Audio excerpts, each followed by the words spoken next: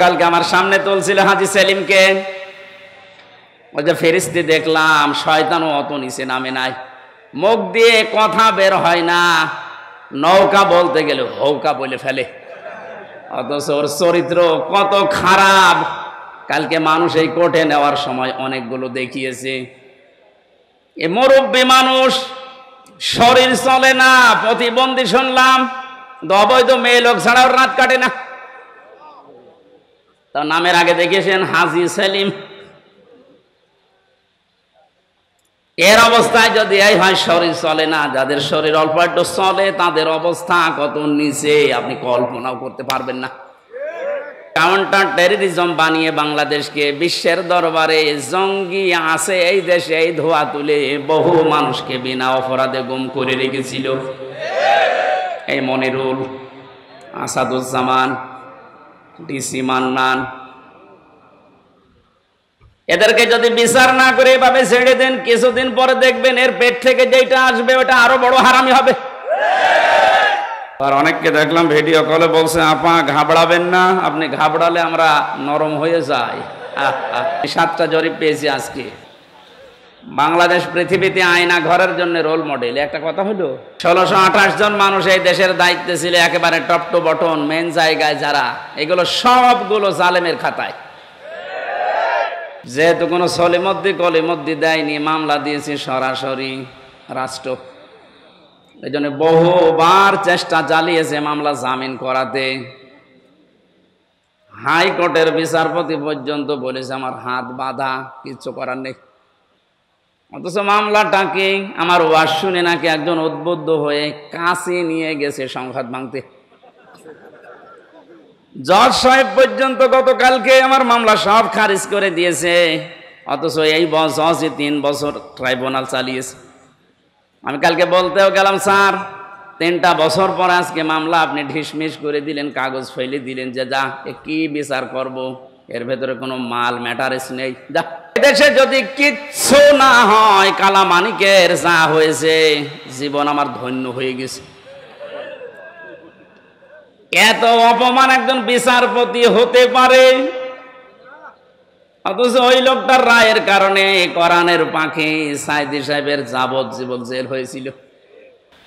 আন আবি হুরায়রা রাদিয়াল্লাহু তাআলা আনহু قال قال النبي صلى الله عليه وسلم اتقي دعوة المظلوم فإنها ليس بينه وبين الله حجاب رواه مسلم وما زادهم إلا إيمانا وتسليما اللهم صل على محمد وآله وصحبه وبارك وسلم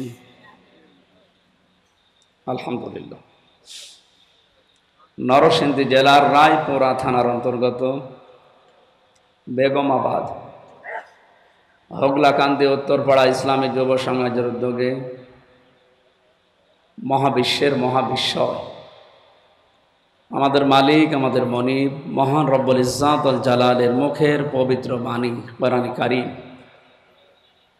এ মহতী অনুষ্ঠানের সম্মানিত সভাপতি জনাব আলহাজ আব্দুল বাতেন, সহ সভাপতি বীর মুক্তিযোদ্ধা জনাব মোহাম্মদ শামসুদ্দিন সাহেব, আলহাজ আলাউদ্দিন সাহেব, আলোচনা যারা রাখলেন মাওলানা হুসাইন আহমেদ মাহফুজ, মাওলানা মুফতি ইব্রাহিম খলিল, আলহাজ মাওলানা মুখতার হুসাইন, প্রধান অতিথি বিশিষ্ট আইনজীবী জনাব মোহাম্মদ জালাল উদ্দিন, সম্মানিত উদ্বোধক জনাব ফরহাদ হোসেন চান মিয়া খান।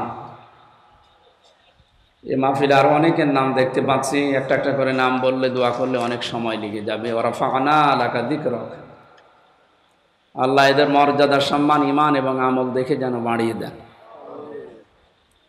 আপনাদের আমিন বলা শুনে বোঝা যাচ্ছে যে এনার অবস্থা ভালো না। হ্যাঁ, শিক্ষক জিজ্ঞাসা করছে ছাত্রকে, হয়েছিল গোট বানান কর। Sir ABCD EFG HIJK LMN OPQRST UVWXYZ কি করলে? এর ভেতরে আছে, আপনি বানান করিয়ে নিন। এর ভেতরে গোড়া আছে, GOOD যা বললাম অক্ষরগুলো এর ভেতরে নেই। আমি তো একবার দোয়া করলাম কতগুলো মানুষের নামে, একটু আওয়াজ বলেন তো আমিন। কোরআন শুনতে এসেছি আমরা। কোরআনে কারীম জানিয়েছে মা আনজালনা আলাইকাল কোরআন লিতাশকা। বিশ্ব নবীকে আল্লাহ উদ্দেশ্য করে জানাচ্ছেন, হে নবী, আমি যে কোরআন দিয়েছি এটা আপনি পেয়েছেন মায়ের খাবার জন্য না, লিতাশকার জন্য কোরআন আপনাকে আমি দেইনি যে আপনি না খেয়ে থাকবেন, আপনি বন্যায় শুধু ডুবেই মরবেন, এই জন্য কোরআন দেইনি। কোরআনে কারীম দিয়েছে আপনাকে আমি উপরে তোলার জন্য। লাতারকাবুন্না তবাকান আন তবাক, যেখানে আছেন ওই জায়গায় থাকলে হবে না, উপরে ওঠা লাগবে। আর উপরে উঠতে হলে ইসলাম লাগবে। কথা বুঝতেছে? যত রকমের শোষণ দূষণ আছে সব থেকে মুক্ত হয়ে উপরে উঠতে হলে মাস্ট বি কোরআন ছাড়া উপায় নেই, কোরআন লাগবেই। আমরা যেহেতু উপরে উঠতে চাই, আর সারা বিশ্ব আমাদের দিকে তাকিয়ে আছে, অনেকে বলতো যে আমরা রোল মডেল। কিসের রোল মডেল?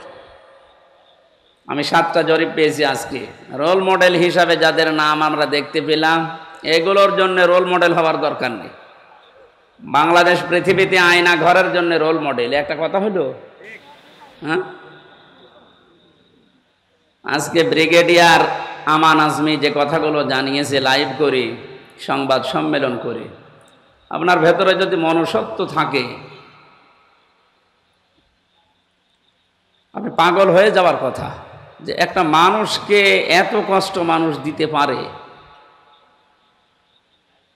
আমার মনে হয় আয়না ঘরের সাথে যারা জড়িত এই দেশে 18 কোটি মানুষ যদি আপনাকে মাফ করে দেয়, ব্যারিস্টার আরমানের বউ আপনাকে মাফ করবে না। কোথায় পৌঁছিয়েছিলেন আপনার বিবেকের কাছে প্রশ্ন করেন। এগুলো জানার পরেও যদি কোনো মানুষ জালেমের পক্ষে স্ট্যাটাস দেয়, পরে আপনি মানুষ বলেন কোন কায়দায়? আবার অনেককে দেখলাম ভিডিও কলে বলছে আপা ঘাবড়াবেন না, আপনি ঘাবড়ালে আমরা নরম হয়ে যাই। শয়তান এগুলো শোনে আর চিন্তা করে, আল্লাহ তুমি আমাকে শয়তান বানিয়েছো, এটা একটা ট্রাক্টর আমার চাইতে বড় শয়তান। জালেমের পক্ষে বিপক্ষে কথা কেন বলি? কারণ যারা জালেম এই মানুষগুলোর বিপক্ষে কিয়ামতের দিন আল্লাহ নিজে দাঁড়াবে। শব্দটা শুনতে সহজ মনে হচ্ছে, অনেক ওজন এই শব্দের। আপনার বিবেক থাকলে আপনি ভাবেন, যারা জালেম এদের বিরুদ্ধে হামজা মামলা দেবে না, এদের বিরুদ্ধে মামলা কে দেবে?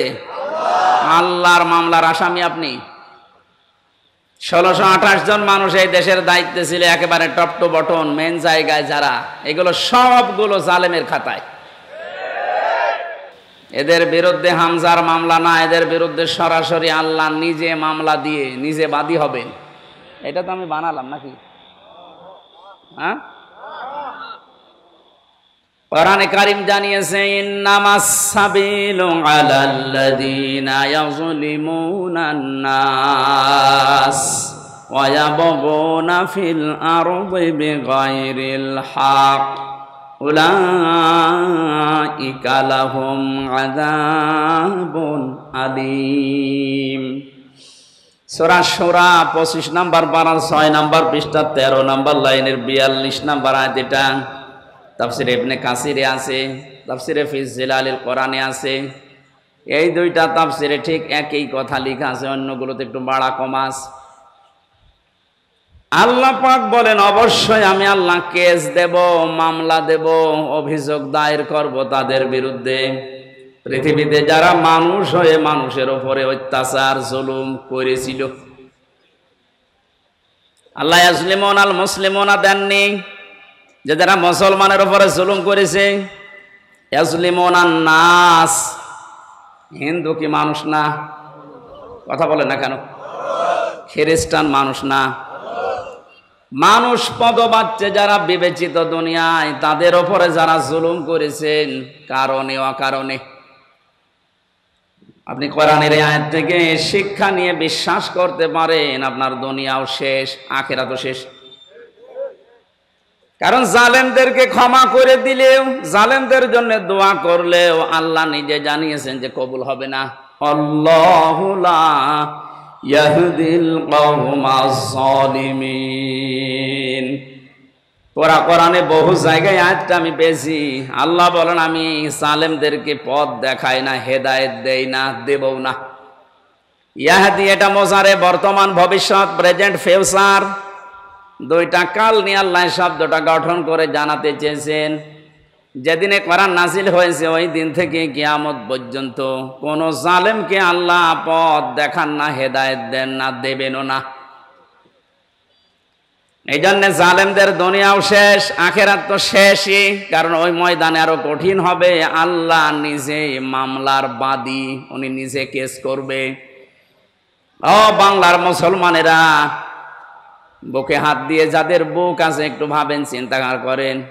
এদেশে আজ আমার মনে হচ্ছে অনেকে এখন আল্লাহর মামলার আসামি। বাদী যত বড় হয় মামলা তত কঠিন হয়। কথা বলেন না কেন? আমি যে 3টা বছর ছিলাম মাটির নিচে জেলখানায়, সব মিলে আমার যদি কোনো সলিমদ্দি মামলা দিত 3 বছর না 3 দিন পরে বের হয়ে যেতাম।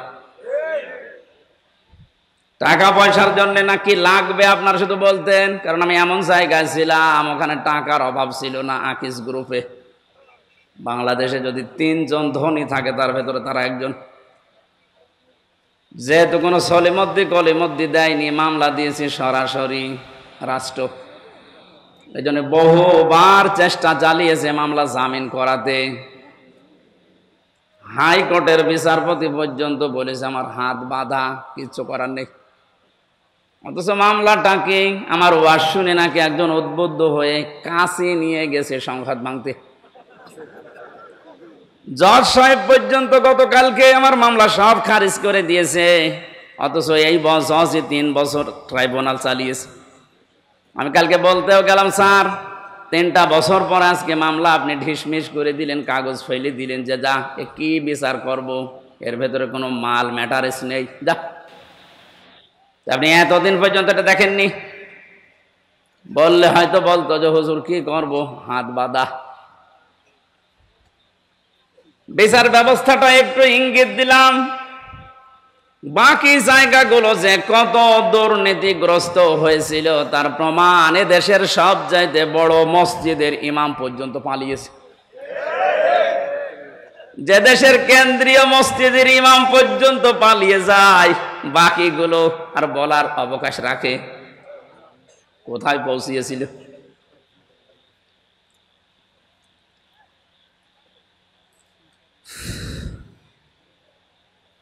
আমার মামলার বাদী যেহেতু প্রধানমন্ত্রী নিজে আলেমদের মামলার বাদী উনি ছিল, এই কারণে আমাদের জামিন নেই। অপরাধ যাই করেন না কেন জামিন হবে না। অথচ এই মামলায় যদি রায়ও দিয়ে দিত সর্বোচ্চ 3 মাস আমি থাকতাম। 3 বছর কেটে গেছে, তারপরও নাকি স্বাদ মেটছে না। বলে এখনই ছেড়ে দেব? কি আইন দেখেন তো। আদালত অপরাধ দোষ চায়, আদালত দেখছে না, আমরা করব কি? আর গোপনে গোপনে বলে যে কি করব, এই কয়দিনে হুজুর ছেড়ে ছাড়া পেয়ে যাবে, আর কিছুদিন থাক। জালেমরা যখন ক্ষমতায় থাকে, চেয়ারে থাকে, মনে করে আল্লাহ মনে হয় দয়া করে মায়া করে ভালোবেসে আমাদের চেয়ারে বসিয়ে রেখেছে। ওয়ালা ইয়াহসাবান্নাল্লাযীনা কাফারু আন্নামা নুমলি লাহুম খায়রুল লিআনফুসিহিম ইন্নামা নুমলি লাহুম লিয়াজদাদু ইসমা ওয়ালাহুম আযাবুম মুহিন। সূরা আলে ইমরানে আছে, জালেমেরা ধারণা করে, মনে মনে করে আমাদেরকে আল্লাহ কল্যাণ করেন, ভালোবাসেন, মহব্বত করেন, এই জন্যই আমাদেরকে চেয়ারে বসিয়ে রেখেছে। আল্লাহ পাক বলেন না, ওদেরকে চেয়ারে বসিয়ে অপকর্মগুলো করার সুযোগ দিয়েছি যেন ওদের পাপ পরিপূর্ণ হয়ে যায়। বাস্তবতা এইটাই। 16 বছর বহু মহারথী চেষ্টা চালিয়েছে, কিছুই করতে পারে নাই। ছাত্রদের দ্বারা এটা হবে এদেশে কেউ কল্পনাও করে নাই। এগুলো শুধু ছাত্র না, আবাবিল পাখি যেমন আল্লাহ পাঠিয়েছিলেন, আমার মনে হয় এদের ভেতরে ওইরকম শক্তি আল্লাহ ভর করিয়ে দিয়েছে। লিয়াজদাদু ইসমা, কোরআন শরীফ 100% সত্য। জালেমদের পাপ যখন পরিপূর্ণ হয়ে যায় তখন আল্লাহ পাক তার উপরে অ্যাকশন নেয়।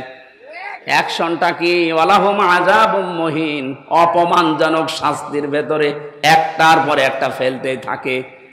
আপনি তাকান একটার দিকে একটা, দেখবেন একেবারে খাপের খাপ মিলে যাচ্ছে। এদেশে যদি কিচ্ছু না হয়, কালামানিকের যা হয়েছে, জীবন আমার ধন্য হয়ে গেছে। এত অপমান একজন বিচারপতি হতে পারে, অথচ ওই লোকটার রায়ের কারণে কোরআনের পাখি সাইদি সাহেবের যাবজ্জীবন জেল হয়েছিল। ওর মন ভরে নাই, ও লিখেছিল না আমি ফাঁসি দিতে পারলাম না, আমি দুঃখে। মহান আল্লাহ পাক প্রতিশোধ নিয়ে এমন জায়গায় তারে পৌঁছিয়েছে, আমার মনে হয় এই বাংলাদেশে এত নিচে কাউকে আল্লাহ নামায়নি। ওর বিসি পর্যন্ত উড়ে গেছে। এটা টকশো থেকে যেন ডাবিং করে বলছে, হ্যাঁ তারপরে আমার বিসিতে মারবে।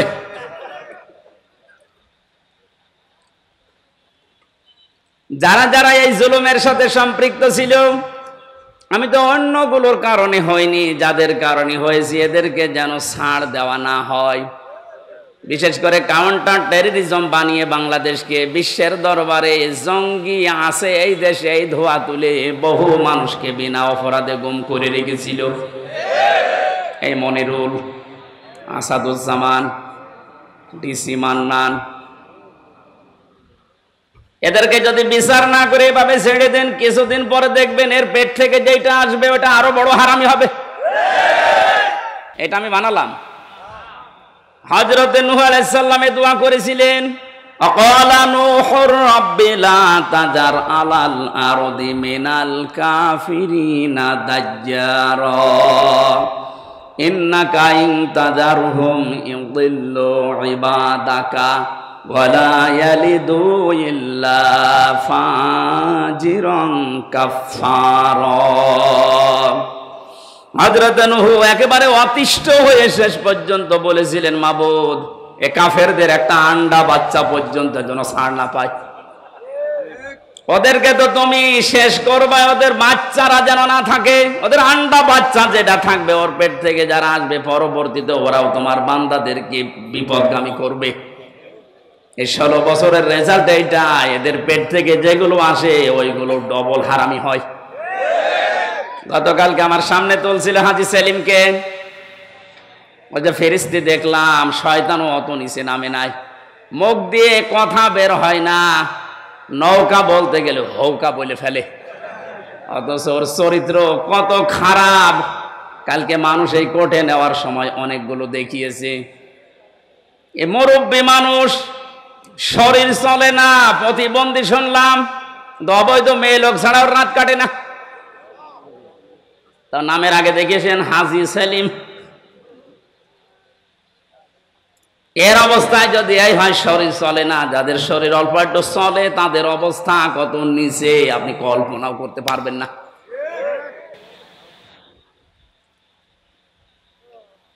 আমি যেটা বোঝানোর জন্য পর্যন্ত এসেছি, জালেমদের কোনো ছাড় আল্লাহ যখন দেয়নি, আমি অত দরদ দেখানোর দরকার নেই। কারণ জালেমদের দুনিয়াও শেষ, আখেরাতও শেষ। আপনার কি মনে হয় আল্লাহ যার নিজের মামলার বাদী, সে কার কাছে মুক্তি পাবে বলেন? আল্লাহ নিজে রায় দেবেন, নিজে বিচারপতি, নিজেই বাদী, ওর আর মাপ পাওয়ার, ক্ষমা পাওয়ার, ছাড় পাওয়ার কোন সম্ভাবনা আছে? জালেম যারা ছিলেন তাদের দোসর যারা দুনিয়া শেষ করে ফেলেছেন, আখেরাত তো শেষই।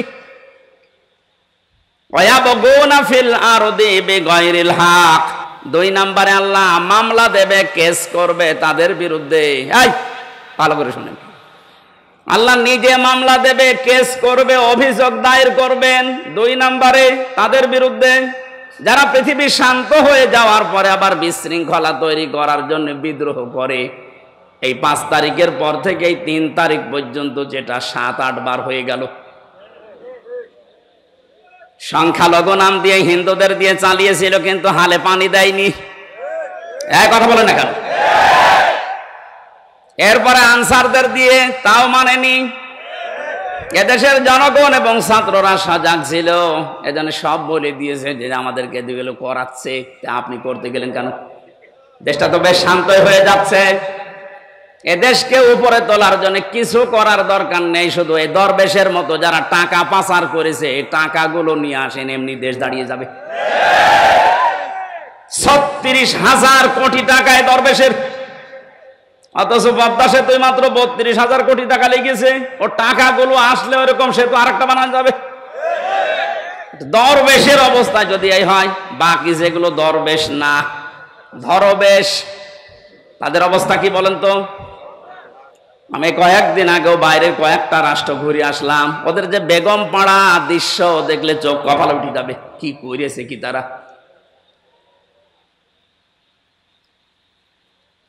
এই জন্য হাওয়া পাচ্ছেন আপনি আর লাফাচ্ছেন। আপনি যার বিরুদ্ধে বিদ্রোহ করছেন, আমি তার পক্ষে না, কিন্তু আপনি জানেন বাস্তবতা কি। ইউনূসের বাবারও ক্ষমতা নেই জায়গায় টিকে থাকা, ওনার পেছনে যে দেওয়াল আছে আপনি জানেন। আমার এই যে মোবাইল দেখতে পাচ্ছেন, এটা কালকে আদালত দিয়েছে 3 বছর পর। এখানে যদি কল আসে, সর্বোচ্চ জনাব তারেক জিয়ার পিএস অপু ভাই আমার সাথে জেলে ছিল 3 বছর, খুব বেশি হলেও উনি কল দিতে পারে। কথা বলছেন না কেন? সর্বোচ্চ বাংলাদেশে আমার মনে হয় খুব বেশি থেকে বেশি হলেও জামাত ইসলামের যিনি আমির আছে ডাক্তার শফিকুর রহমান, উনি দিতে পারে। আর ডক্টর ইউনূসের মোবাইলে কল আসে কোথা থেকে জানেন আপনি? ওনার মোবাইলে কল দেয় জো বাইডেন, বারাক ওবামা। টের পাচ্ছেন? আন্দাজে লাফাচ্ছেন। আমি শুধু ইঙ্গিত দিলাম, নিচে নামলাম না। আপনি আশা করি বুঝে ফেলেছেন। বাস্তবতা কিন্তু এইটাই। একটা হুঙ্কারে ভারত কিন্তু জড়সড় হয়ে গিয়েছিল। উনি যে বলেছিলেন ক্ষমতাটা পাওয়ার পরে যে 7 সিস্টার কিন্তু আস্ত রাখবো না, ওনার কথা না ওটা, ওনাকে দিয়ে বলা হয়েছে। ওরকম কথা আমি বললে কোনো গুরুত্ব দিত ভারত? কথা বলেন। ও কথাটা যার মুখ দিয়ে বেরিয়েছে তার মোবাইলে কল আসে কোন জায়গা থেকে আপনি টের পাচ্ছেন? মালয়েশিয়া ছিলাম কয়েকদিন আগে, ওখানে যে জাতীয় অনুষ্ঠান যেগুলো হয় সারা বিশ্ব থেকে যে 10 জন মানুষকে ওরা দাওয়াত দেয়, তার ভেতরে বাংলাদেশে একজন, শেখ হাসিনা। গোনাই ধরে না। ওখানে দাওয়াত পেয়েছে বাংলাদেশি ডক্টর ইউনূস, ভারত থেকে পেয়েছে শাহরুখ খান। এইরকম মানের সারা বিশ্বের ভেতরে 10 জন মানুষের তালিকা আমি পেয়েছি, তার ভেতর ওনার নাম আছে। যে বিশৃঙ্খলা তৈরি করে বিদ্রোহ করে আন্দাজে যা তা করবেন, মনে হচ্ছে ছাড় পেয়ে যাবেন। উনি কথা বলে কম, কাজ করে কিন্তু বেশি। এই জন্য সাবধান করলাম। আমি জানি যেহেতু বিষয়টা, এই জন্য বলছি। আর ওটা তাই বাদই দিলাম। আপনি এই যে শান্ত হয়ে যাওয়ার পরে বিশৃঙ্খলা করে কেন? এতদিন এই আনসাররা কোথায় ছিল? এই 15 বছর আপনি তো কোনোদিন মাঠে নামেননি। আপনার এত বড় আদায় করা দরকার। 15 বছর কোথায় ছিলেন আপনি? 9 সাল থেকে শুরু করে 24 সাল পর্যন্ত 42,000 আনসার নিয়োগ হয়েছে, তার 35,000 হচ্ছে গোপালগঞ্জে। ইয়ার কে মারা জায়গা পান না? আর আমরা কি এই 63 জেলার লোক সব ঘাস কাটছি? কি করেননি বলেন?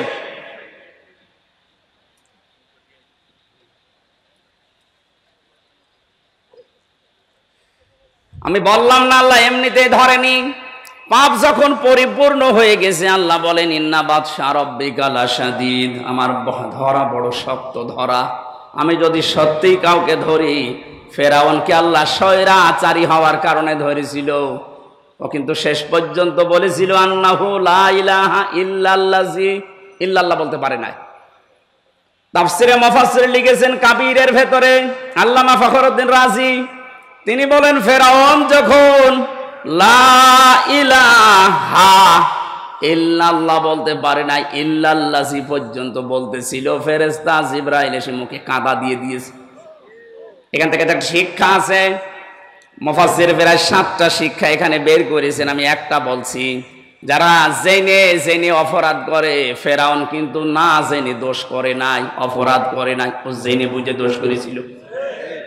ও যে অত্যাচার করেছিল জনগণের উপরে, ও যে স্বৈরাচার হয়েছিল, জেনে বুঝে হয়েছিল। এই জন্য পাপ যখন পরিপূর্ণ হয়ে যায়, ওই সময় যদি মানুষ ভালো হতেও চায়, আল্লাহ তাকে আর নেয় না। এই জন্য আপনাদেরও শিক্ষা নেওয়া লাগবে। পাপ যদি আমাদের পরিপূর্ণ হয়ে যায়, অনেকে মনে করে যা করে করি শেষে একবার হজ করে ভালো হয়ে যাব। আপনার হজ বরাতে থাকলে তো এমন ভাবে আল্লাহ ধরবেন, চোখের পলক পড়ানোর সময় দেবেন না। আলা তাহসাবান্নাল্লাহা গাফিলান আম্মা ইয়ামালুজ জালিমুন ইন্নামা ইউআখিরুহুম লিয়াউমিন তাশখাসু ফীহিল আবসার। সূরা ইব্রাহিমের 42 নম্বর আয়াতে আছে, আল্লাহ পাক বলেন, নবী আপনি কি মনে করেন যে জালেমদের সম্পর্কে আমি কোনো খোঁজ রাখি না? ভালো করে শোনেন, এ পৃথিবীতে সবচাইতে বেশি তীক্ষ্ণ নজর আমি আল্লাহর জালেমদের প্রতি। কাদের প্রতি? এই জন্য জালেম যেন হয়ে না যায়। ইত্তাকি দাওয়াতাল মাজলুম, নবীজি বারবার কথা জানিয়েছেন, উম্মতেরা আর যাই করো মজলুমের বরদোয়া থেকে নিজেকে বাঁচিয়ে রাখবা। ফাইন্নাহা লাইসা বাইনাহু ওয়া বাইনাল্লাহি হিজাব, কারণ মজলুমের বরদোয়ায় আর আল্লাহর ভেতরে কোনো হেজাব পর্দা থাকে না, সরাসরি কবুল হয়ে যায়। মাটির নিচে যখন আমার চোখ কালো কাপড় দিয়ে বেঁধে, হাত পেছনে হ্যান্ডকাপ দিয়ে বেঁধে রেখে, পায়ে ডান্ডা বেড়ে দিয়ে, মাথায় দড়ি দিয়ে 11 ঘন্টা টাঙিয়েছিল, এত অসহায় মনে হচ্ছিল মাটির ওই নিচের ঘরে। যেহেতু আসি নিজে মজলুম অবস্থায়, অসহায়, মন থেকে বলেছিলাম, আল্লাহ যা করছে আমি বিশ্বাস করি, নবীর কথা 100 ভাগ সত্য, তোমার কথাও 100 ভাগ সত্য। তুমি দয়া করে আমাকে কিছু দেখিও। আল্লাহ দেখিয়েছেন। যেই কয়জন অত্যাচার করেছিল, কালকেও এক মামলার আইবুকে কল দিয়েছিলাম, হাও মাও করে কাঁদছে, আর এখন আমার এই উল্টো করে স্যার বলছে। আমার বাবার কাছ থেকে যে 10 লাখ টাকা নিলে, বললে আর মামলা দেব না, ওই টাকা ফেরত দাও।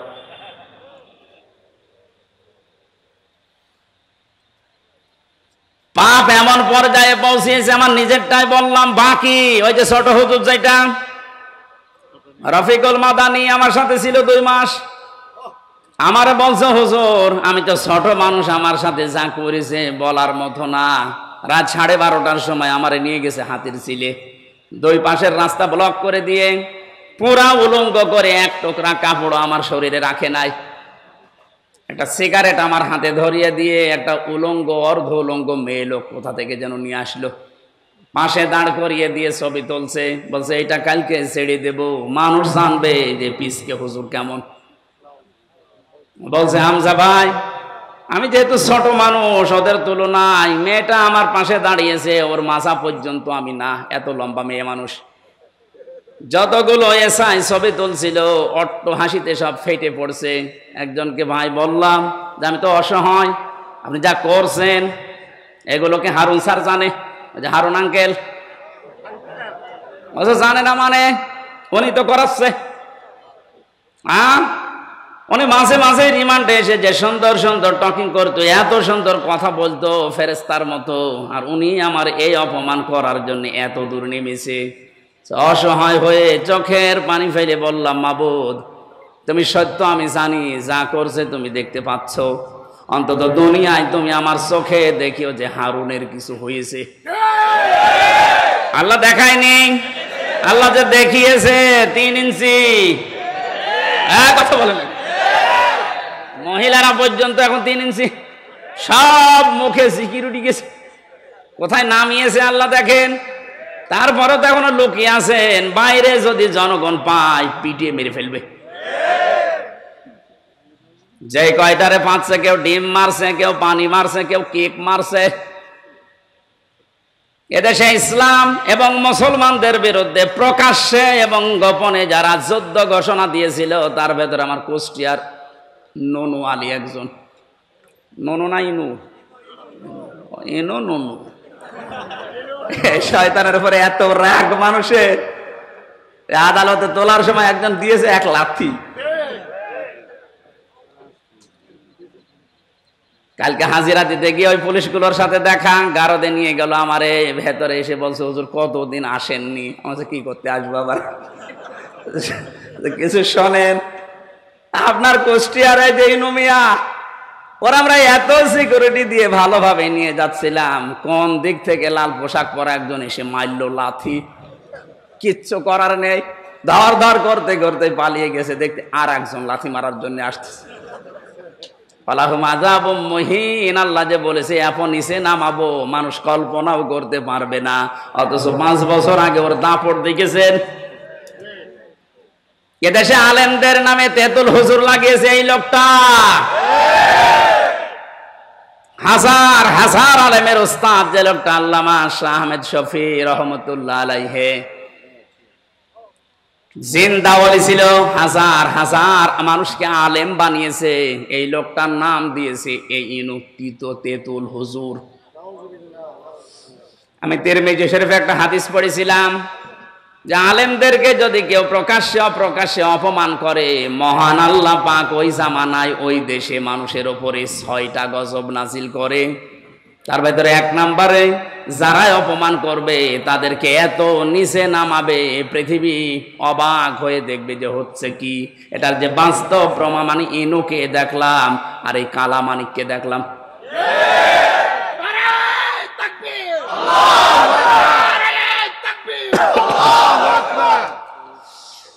নরসিংদীবাসী, এবার আমি তাফসীরুল কোরআন মাহফিলে তাফসীর আকারে কথা বলার চেষ্টা চালাচ্ছি, ভালোভাবে শোনেন। আল্লাহ জালেমদেরকে হেদায়েত দেবেন না, জালেমদের বিরুদ্ধে নিজে মামলা দেবেন। এই জন্য ওদের কোনো পক্ষে কোনো কথা নেই, ওদের যা বললাম সব বিপক্ষে। আল্লাহ কোরআনে কারীম আমাদেরকে দিয়েছেন লিতাশকার জন্য না, দুঃখ পাওয়ার জন্য না, না খেয়ে থাকার জন্য না। বন্যা দিয়ে প্রতি বছর বছর আমাদেরকে মেরে ফেলবে আর আমরা শুধু সুবহানাল্লাহ পড়ে যাব, এই জন্য দেয়নি। আল্লাহ পাক বলেন কোরআন কেন দিয়েছি জানেন? যে নামগুলো দিয়ে আল্লাহ কোরআনে কারিমে বিশ্ব নবীকে ডাক দিয়েছেন। আমি পড়া কোরআন পড়ে নবীর নাম পেয়েছি বিশেষভাবে 7টা। কয়টা? 1 নম্বরে আল্লাহ ডাক দিয়েছেন ইয়াসিন, 2 নম্বরে তহা, 3 নম্বরে মুহাম্মদ, 4 নম্বরে আহমদ, 5 নম্বরে আব্দুন বা আব্দুল্লাহ, 6 নম্বরে মুজাম্মিল, 7 নম্বরে মুদাসসির। আপনি প্রতিটি শব্দের দিকে খেয়াল করে মিলান তো। প্রথম নাম আল্লাহ তাকে ডাক দিলেন ইয়াসিন। ইয়া হরফে নেদা, ইয়া মানে হে, সিন মানে সাজ্জেদ। তাফসিরে কাবীর আল্লামা ফখরউদ্দিন রাজি রহমতুল্লাহ আলাইহি এই সিন শব্দের ব্যাখ্যা করতে গিয়ে তিনি 5টা অর্থ বের করেছেন। আলেম যারা আছেন একটু খেয়াল করেন। 1 নম্বরে সিন মানে সাজ্জিদুল আলামিন, 2 নম্বরে সিন মানে সাজ্জিদুল বাশার, 3 নম্বরে সিন মানে সাজ্জিদুল কাউনাইন, 4 নম্বরে সিন মানে সাজ্জিদুল আম্বিয়া, 5 নম্বরে সিন মানে সাজ্জিদুল মুরসালিন। আমি তো কোরআনে কারিম দিয়ে ব্যাখ্যা করছি। আল্লাহ পাক বলেন যে 5টা নামে ডাক দিলাম। এই 5টি অর্থের ভেতরে মুফাসসিরিন ইকরাম প্রায় 27টা বিষয় তারা এখানে ব্যাখ্যা দিয়েছেন। 1 নম্বরে নবীকে সাজ্জিদুল আলামিন এ নামে ডাকার কারণ কি? আলম মানে এই পৃথিবী, জগৎ, আর আলামিন মানে জগৎ সমূহ। এ পৃথিবীর কোন মানুষ যদি এই ধারণা করে যে আমি এই পৃথিবীতে বাস করব না, আমি বাস করব মঙ্গল গ্রহে, চাঁদের দেশে, আল্লাহ পাকের নবীকে ওই জায়গাও বাস করলে আপনাকে আদর্শ নেতা মানা লাগবে। এই শব্দটা শোনার পরে কারো যদি মন খারাপ হয়, আমি এবার ব্যাখ্যা করছি। এতানাজ্জালুল আমরু বাইনাহুন্না, সূরা তালাকের ভেতরে আছে প্রত্যেকটি জগতে আল্লাহর বিধিবিধান নাজিল হচ্ছে। যেখানে যেরকম সৃষ্টি আছে ওই সৃষ্টির জন্য আল্লাহর বিধান ওই রকম। এই পৃথিবীতে যেহেতু আমরা মানুষ, আমাদের জন্য জীবন চালাতে যা লাগে আল্লাহ এই রকম বিধিবিধান দিয়েছেন এই কোরআনে। কথা বুঝতেছে? কিন্তু বিশ্ব নবীর ক্ষেত্রে সাজ্জাদুল আলামিন দিয়ে জানিয়েছেন শুধুমাত্র এ দুনিয়া না, শুধুমাত্র মঙ্গল গ্রহ না, শুধুমাত্র চাঁদের দেশ না, যত জগৎ আল্লাহ বানিয়েছেন যেখানে আপনি বসবাস করেন না কেন ওখানে নবী বাদ দিয়ে অন্য কাউকে আপনি মানতে পারবেন না। শব্দটা শুনতে যত ছোট মনে হচ্ছে বিষয়টা অত ছোট না। আজ এই কথাটা উল্টিয়ে ডাইভার্ট করার জন্য মানুষ বলে হুজুর এটা রাজনীতি। কিসের রাজনীতি? এই বিষয়টা যদি কালো ক্লিয়ার না থাকে, এই কোন দিকে তাকিয়ে আছে, এটা যদি কারো ক্লিয়ার না হয় সে মরণের পরে ধরা খাবে। আল আদাবুল মুফরাদের 6 নম্বর হাদিসের ভেতরে 3 নম্বর পয়েন্ট আছে। এটা পৃথিবীতে যে মানুষগুলোর আদর্শ নেতা মুহাম্মদুর রাসূলুল্লাহ ছিল না, ওই লোকটা বিনা হিসাবে বিনা বিচারে জাহান্নামে যাবে। এটা তো আমি বানালাম নাকি? হ্যাঁ,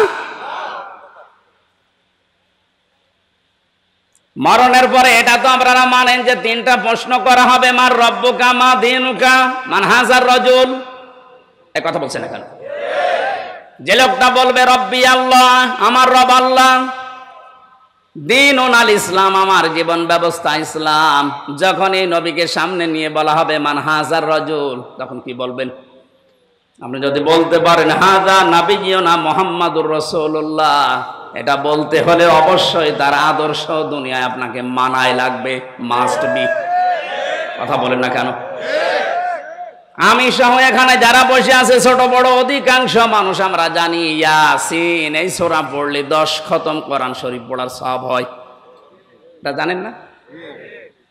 মাস্ট বি সওয়াব হবে, কিন্তু এর ভেতরে 83টা শিক্ষা আছে। এগুলো যদি আপনার প্র্যাকটিক্যাল লাইফে থাকে তখন সওয়াব পাবেন।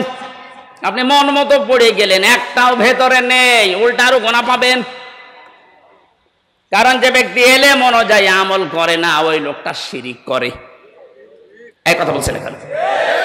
যে লোকটা তার এলেম অনুযায়ী জ্ঞান অনুযায়ী কাজ করে না সে কি করে? শিরিক। বলেন বলেন। আর শিরিক করলে তার জন্য জান্নাত হারাম। আপনি একটা কথা যদি ভুল প্রমাণ করতে পারেন আমি আর কথা বলবো না, কিন্তু কথা যদি বিশ্বাস হয় তাহলে মেনে নেওয়া লাগবে। আজকে থেকে সিদ্ধান্ত নিয়ে বাড়ি যান, যতদিন বেঁচে আছি মুহাম্মদুর রাসূলুল্লাহ বাদ দিয়ে অন্য কাউকে আমি আদর্শ মানি না, মানবো না। একমত আছেন কারা দেখি? লিল্লাহি। এই আন্দাজে হাত তুলে কিন্তু ধরা খাবেন।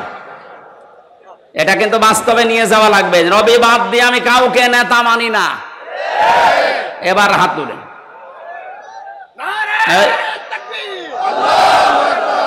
আপনি হাত নামান, আপনার দরকার নেই। আপনি মানতে পারবেন না আমি জানি, আপনি এতটুকু তুলেছেন। আমি আপনাকে বাঁচার জন্য বলছি ভাই, আমি খেলা করার জন্য এখানে বসে নেই। এটা যদি দুনিয়ার সাথে শুধু শেষ হয়ে যেত, এই যে কোরআন শরীফ আমার সামনে, জীবনও বলতাম না। এর সম্পর্ক রিলেটেড সব আখিরাতের সাথে। কারণ মানুষকে আল্লাহ মরণের পরে যখন বিচার করার জন্য তুলবেন, এক একজনকে তুলবেন আলাদা আলাদা ভাবে তার নিজের সামনে, নাকি 10 লক্ষ একবারে? অনেকেই বলে না কিয়ামতে আমার বাবা যান লক্ষ লক্ষ মুরিদ নিয়ে আসবে মিছিল দিতে দিতে। এটা বানানো কথা। কোরআনে কারীম জানিয়েছে সূরা মরিয়ম 16 নম্বর পারা 10 নম্বর পৃষ্ঠা 15 নম্বর লাইনের শেষ নম্বর রুকুর 95 নম্বর আয়াত। এটা তাফসিরে ফি জিলালিল কোরআনে আছে, অকুল্লুহুম আতিহি ইয়াউমাল কিয়ামাতি ফারদা। হে নবী আপনি জানিয়ে দেন কিয়ামতে প্রতিটি মানুষকে আমার সামনে আমি দাঁড় করাবো বিচার করার জন্য, স্রেফ একা একা। কয়জন করি? বলেন বলেন। নরসিংদীবাসী কোরআনে আয়াত শোনার পরে নিজের প্র্যাকটিক্যালটা একটু মিলান তো। আমি সহ যারা এখানে বসে আছি কিয়ামতে কিন্তু প্রতিটি মানুষকে আল্লাহ তার নিজের সামনে দাঁড় করাবেন, কেউ থাকবে না, স্রেফ একা একা। মাঝে মাঝে একা থাকুন থাকি ভাবি আল্লাহ তুমি যদি বলো হামজা 2024 সালের আগস্ট মাসের 31 তারিখ পর্যন্ত তোরে মাফ করে দিলাম, যা 3 দিনের হিসাব দিয়ে তুই জান্নাতে চলে যা। আমার যা বাস্তবতা, আমার তো মনে হয় 3 দিনের হিসাব দেওয়া আমার দ্বারা সম্ভব না। আপনারা পারবেন না? আপনারা পারবেন?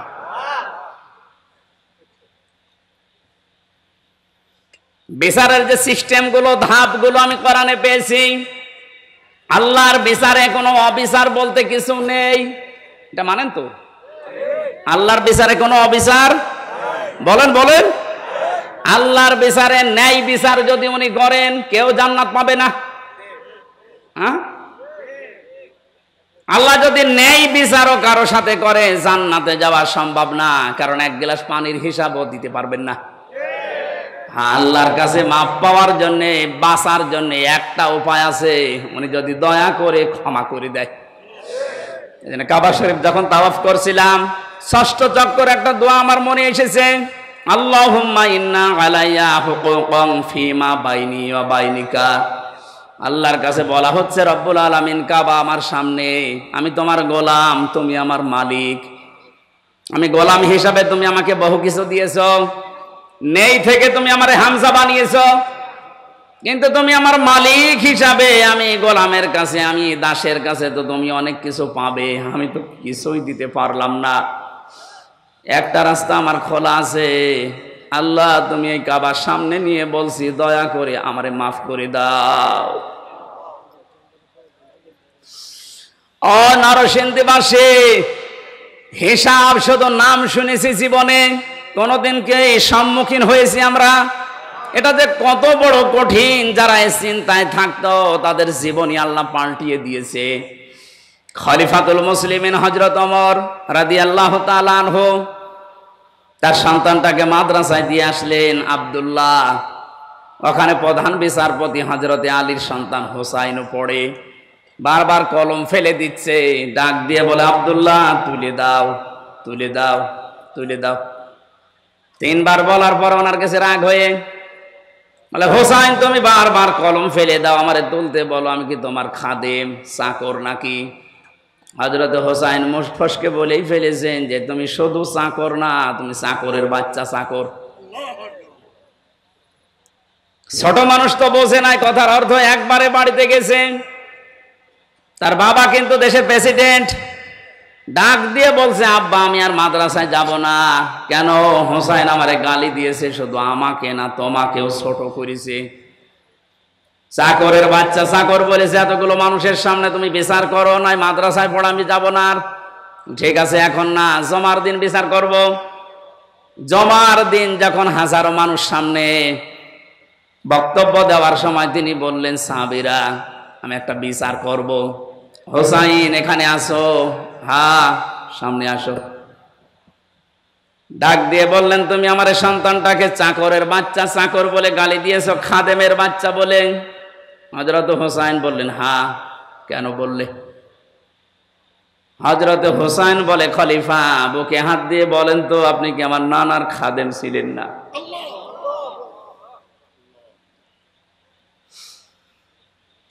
হযরত ওমরের কথা বন্ধ হয়ে গেছে। ডাক দিয়ে বলে, হোসাইন হ্যাঁ, আমি তো এভাবে ভাবিনি, আমি তো খাদেমই ছিলাম, কিন্তু তুমি কি এই কথাটা লিখে দিতে পারবা? কাগজ কলম নিয়ে আসেন।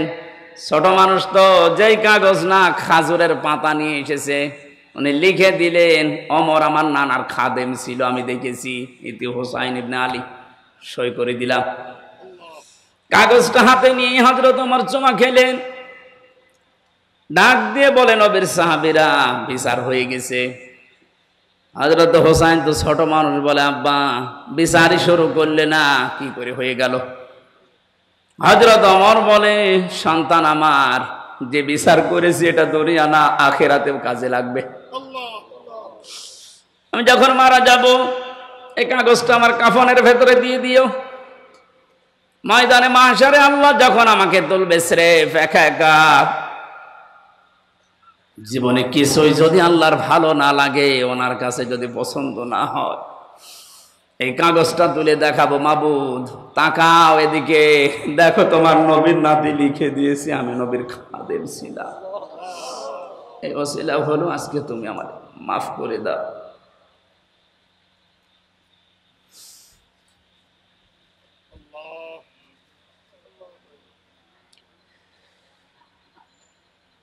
শুধু শুনেছি কিয়ামত, এটা বাস্তবতা এখন অনুধাবন করেননি। এটাতে কত বড় কঠিন বিষয়। বিশ্ব নবী নিজে প্রতিদিন 100 বার করে বলতেন, আল্লাহ তুমি আর চাই করো, আমার হিসাবটা তুমি সহজ করে দিও।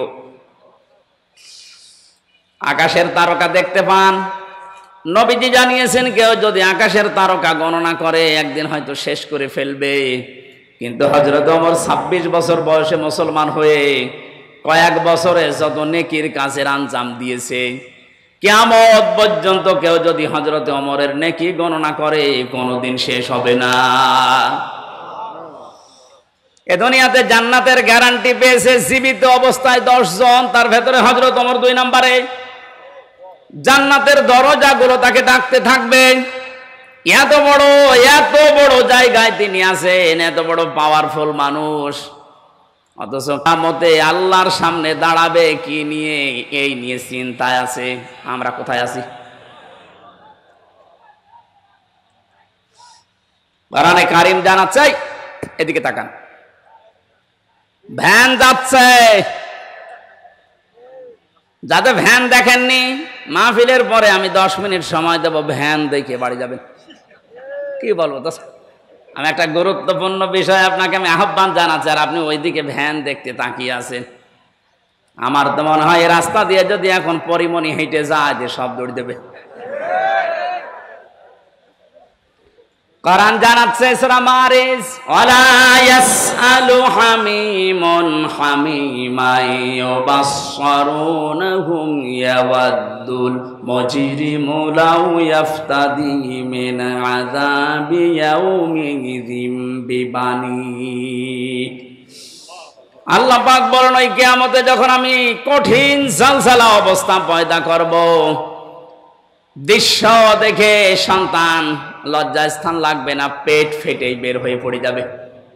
পাগলের মতো মানুষ ছোটাছুটি করতে থাকবে, বন্ধুর পরিচয় না দিয়ে পালাবে, অথচ একজন আর একজনের সাথে দেখা হবে তাও পরিচয় দেবে না। মানুষ নিজেকে বাঁচাতে এত ব্যতিব্যস্ত হয়ে পড়বে, শেষ পর্যন্ত নিজের আদরের সন্তানকে মুক্তিপণ হিসাবে দিতে চাইবে। বাংলার মুসলমানেরা, এটা যে বাস্তবতা কত কঠিন। আমি যখন জেলখানায় বসে বসে আয়াতগুলো পড়েছি যে বিবানী, সন্তানকে মানুষ নাকি মুক্তিপণ দিতে চাইবে, আমি নিজের সাথে মিলিয়ে দেখলাম না এই আয়াতটা মিলছে না আমার সাথে। তখন আমার মেয়েটা 1 বছর বয়স ছিল, এখন ওর 4 বছর, ফারিহা জান্নাত। মাঝে মাঝে ওর কথা কল্পনায় নিয়ে এসে ভাবতাম, আল্লাহ ওর প্রতি তুমি আমার ভালোবাসা মহব্বত এত বেশি পয়দা করে দিয়েছো। আল্লাহ রাসূলের পরে পৃথিবীতে এখনো পর্যন্ত আমার এই ছোট মেয়েটা আমার কাছে আদরের। অথচ আল্লাহ বলছে কিয়ামতে ফারিহাকেও, হামজা আমাকে বলবে আল্লাহ দিয়ে দিলাম, আমাকে বাঁচাও, এটা বলবে।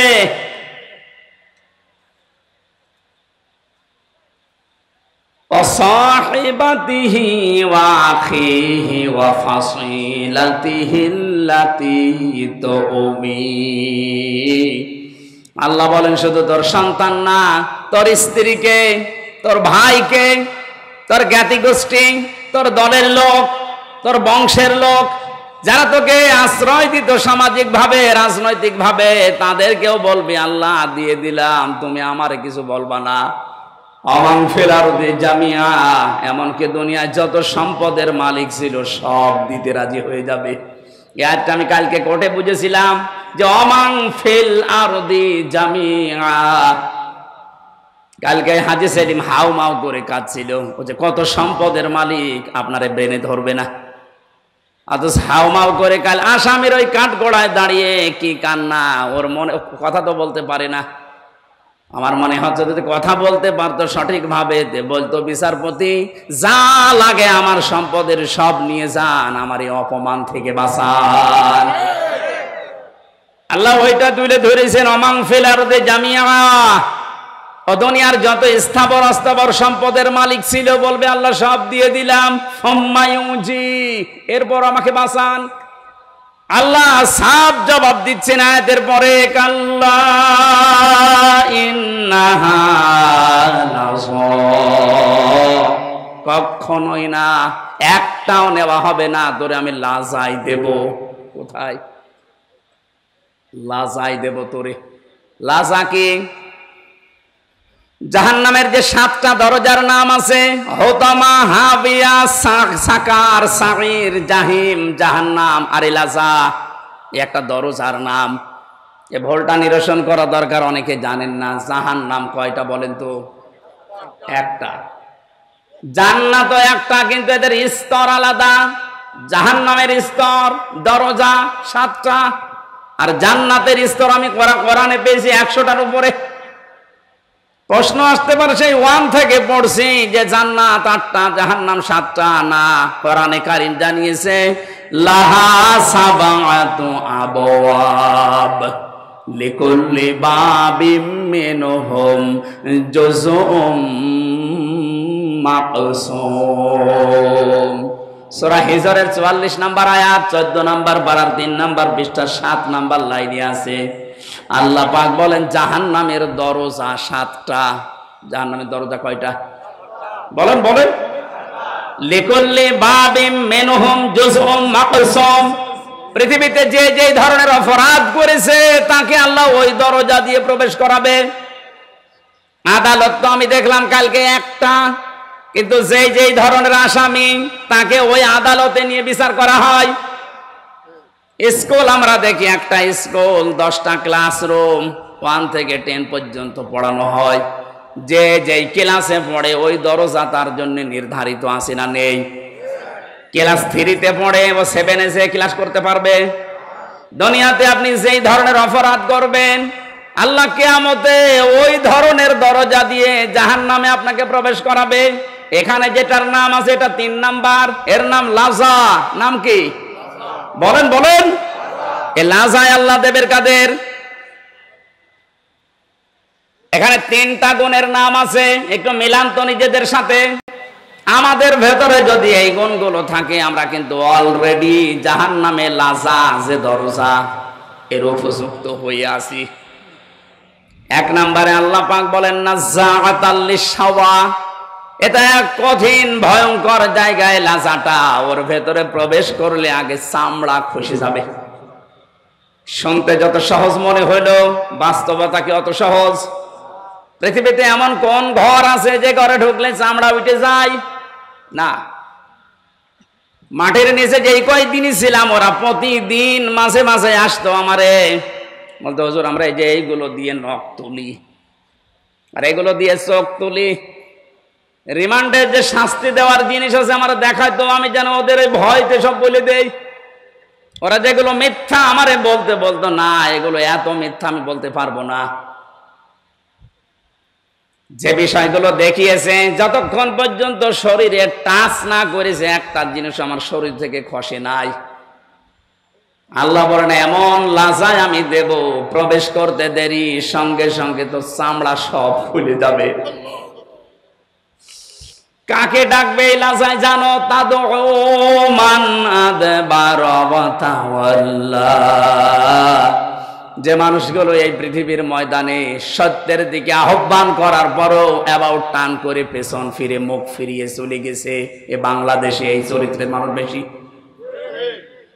চোখে আঙ্গুল দিয়ে দেখানো হয় এটা সত্য পথ, এটা ন্যায়ের পথ, জানার পরেও অনেকে অ্যাবাউট টার্ন করে অহংকার